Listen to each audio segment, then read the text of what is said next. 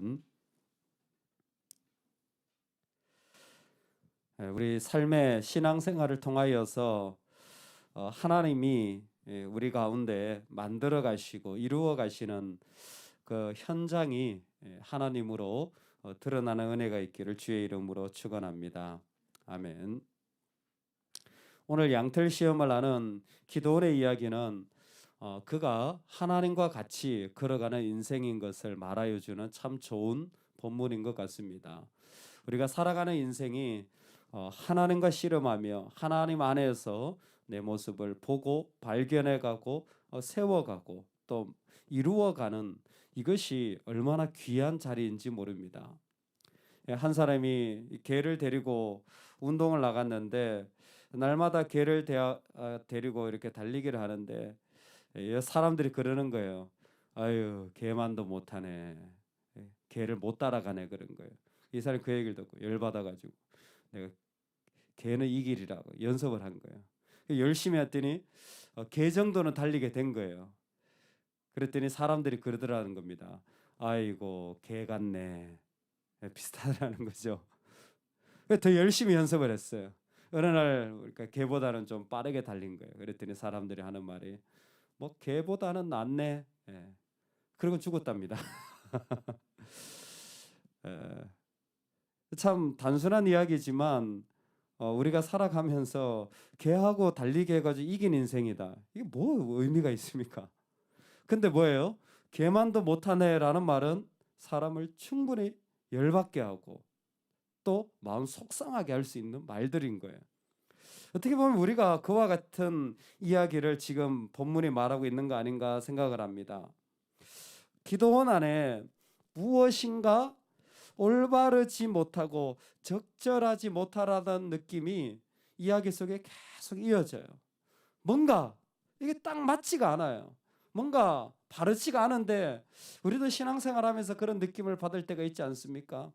이미 하나님이 그 바알과 아세라 상을 무너뜨려서 제사를 받으셨잖아요. 그러면 이미 하나님 그와 함께하여서 이제 전쟁에 나가면 되는데 뭐라고 합니까? 다시 한번 어려움이 그에게 닥쳐옵니다. 다시 한번 그에게 닥쳐올 때 그냥 나가면 될 사람이 하나님께 엎드려서 표징을 구하는 거예요. 자꾸 사인을 요구하는 겁니다. 왜 그렇습니까? 자기 안에 뭔가 적절하지 않은 모습이 있는 것을 그냥 쉽게 생각한 거예요.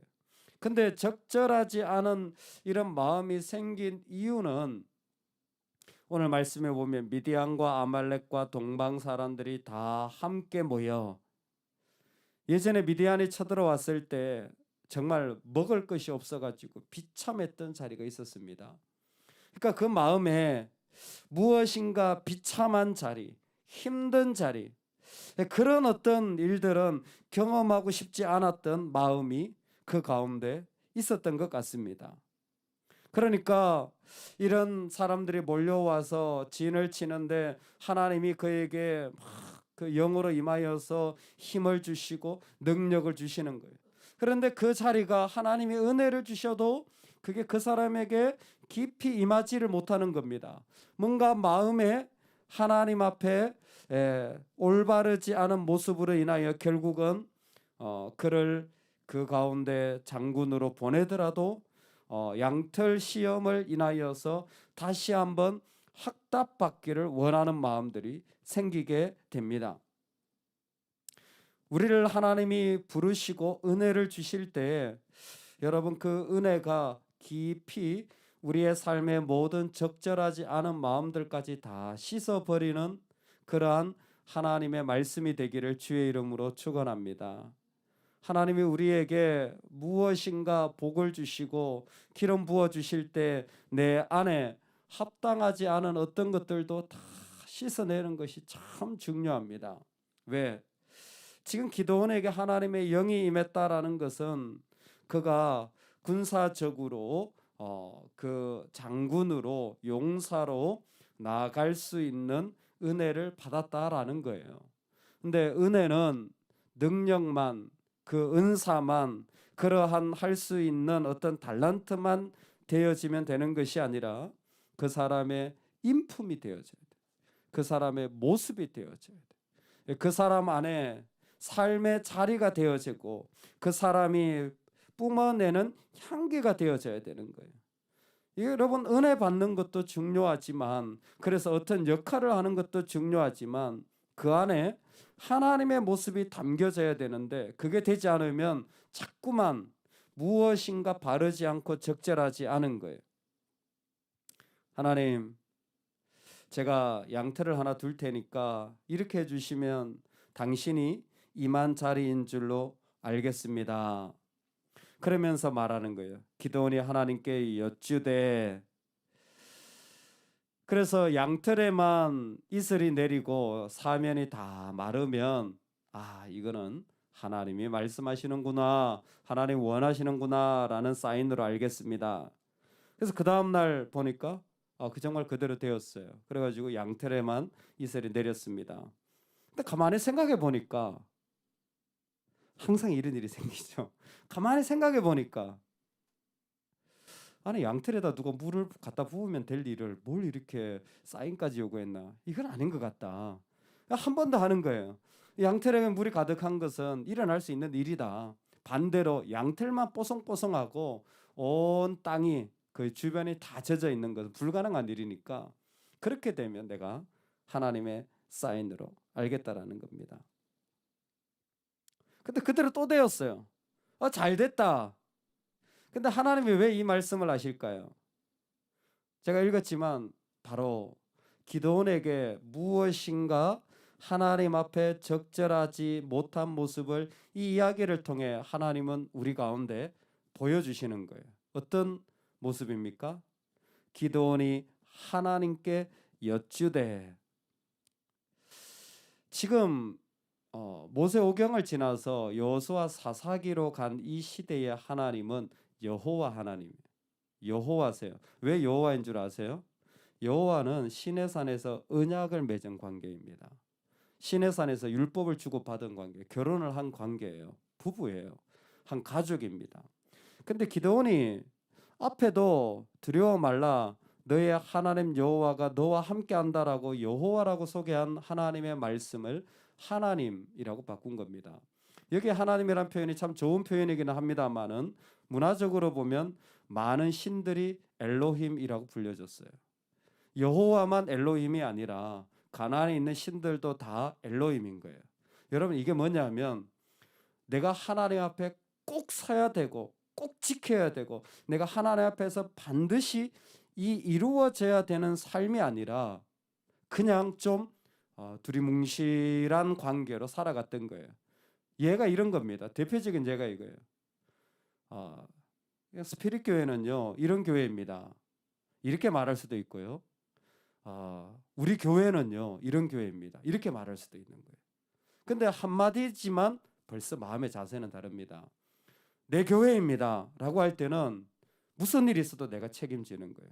근데 그냥 스피릿 교회입니다 할 때는 뭐 그냥 좋을 수도 있고 나쁠 수도 있고, 그냥 그런 교회에 나는 별로 책임감 없고 또 거기에 뭔가 관련이 좀 적은 상태입니다 라는 것을 이미 마음에 품고 있는 거예요.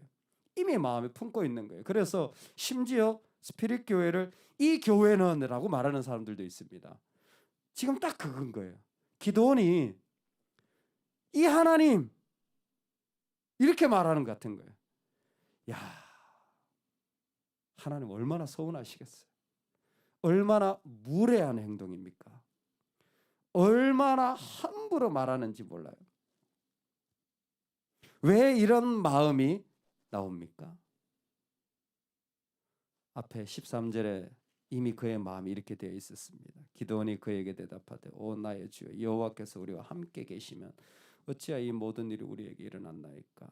또 우리 조상들이 일찍이 우리에게 이르기를 여호와께서 우리를 애굽에서 올라오게 하신 것이 아니냐 한 모든 이적이 어디 있나이까? 이제 여호와께서 우리를 버리사 미디안의 손에 우리를 넘겨주셨나이다 하니. 아멘.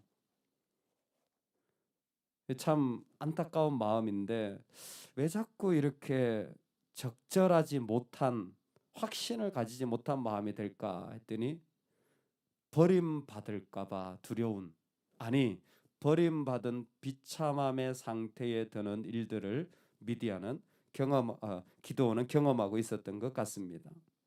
참 외롭고 참 비참하고 뭔가 자꾸 의심이 들고 주저하게 되는 것은 그의 마음에 저 깊은 곳에 하나님이 나를 버리시면 어떡하지? 라는 마음이 있는 거예요. 교회에 또 상처를 받으면 어떡하지? 라는 마음이 있는 거예요. 또 저 사람에게 내가 힘든 일을 당하면 어떡하지? 라는 마음이 있는 거예요. 그러니까 뭐예요? 하나님 여호와가 아니라 그냥 이 하나님이라는 관계가 되어진 상태입니다. 그러니 자꾸 뭔가 확인이 필요하고 자꾸 뭔가 확실한 뭔가가 이루어져야 되는데 놀랍게도 그런 사람을 치료하는 하나님의 방법을 말씀에는 그대로 되어지고 있습니다. 내 손으로 이스라엘을 구원하시려거든 보소서 내가 양털 뭉치러 어쩌고 저쩌고 38절입니다. 우리 같이 한번 읽어보겠습니다. 시작. 그대로 된지라. 한 번 더 읽어보겠습니다. 그대로 된지라. 하나님의 말씀은 딱 두 마디예요. 기도원의 말은 뭔 말이 그렇게 많은지 다 이유가 있어요. 왜? 확인이 필요한 사람에게 확인을 해주는 것은요 끝이 없습니다. 사실 비참한 마음을 가지고 있는 사람에게 비참한 마음을 해결해 주는 건 끝이 없어요. 죄인은 만족이 없기 때문이에요. 만족이 없어요. 끝이 없어요. 근데 하나님의 마음은 뭡니까? 그대로 된지라. 간단해요. 그래? 알았어. 끝. 38절 이튿날 기도원이 일찍 일어나서 어쩌고 저쩌고 하나님께 어쩌고 저쩌고 40절에 보세요. 우리 한 번만 더 읽겠습니다. 시작. 그 밤에 하나님이 그대로 행하시니 끝. 여러분 자꾸 뭔가 부적절한 마음이 들고 내 스스로도 신앙에 올바르지 않다 할 때 하나님 앞에서 이제 신앙생활 이렇게 하시기 바랍니다. 그대로 하면 돼요. 그냥 그대로 하세요. 하나님 나한테 마음 주신 거 왜 양털 뭉치에만 물이 있을까?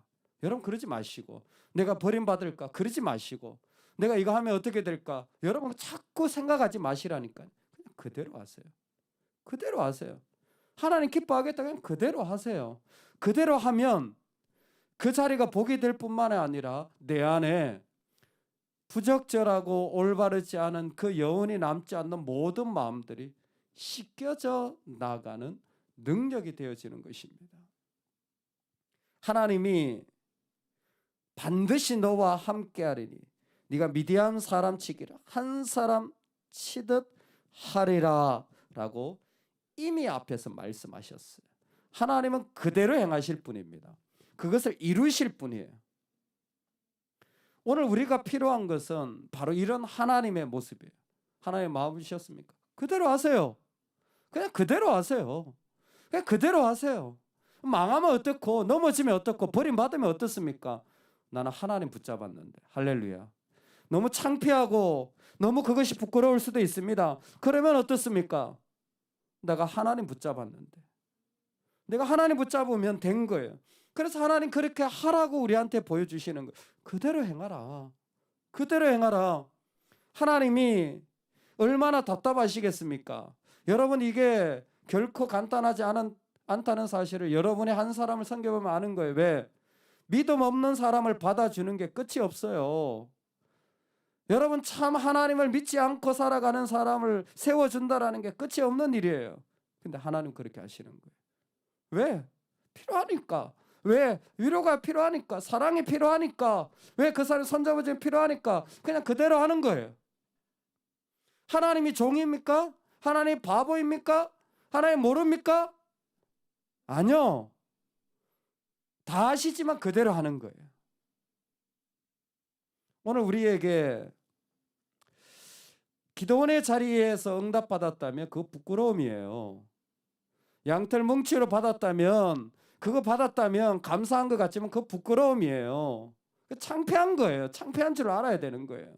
그런데 하나님 왜 이걸 말씀해 주시는 겁니까? 적어도 그리스도의 백성들은 이제 믿고 순종하는 자리로 오늘 우리를 세우시길 원하신 것입니다. 이 땅을 살아가는 삶이 개 한 마리하고 달리다가 끝났다고 한다면 뭐 아파트 조금 어떻게 하다 끝났다고 한다면 뭐 그게 좀 우리를 비참하게 만드는지 모르지만 얼마나 안타까운 일입니까? 얼마나 안타까운 일입니까? 썩어질 내 육체를 부여잡고 내 자존심을 부여잡고 살았다면 얼마나 적절하지 못한 인생입니까? 그런데 하나님께 오늘 하나님 말씀처럼 그대로 되니라. 하나님과 내 사이에는 종이 한 장도 가로막을 수 없는 너무나 아름다운 그분의 모습이 내 안에 이루어지는 이 은혜가 가득하기를 주의 이름으로 축원합니다. 아멘. 같이 한번 기도합시다.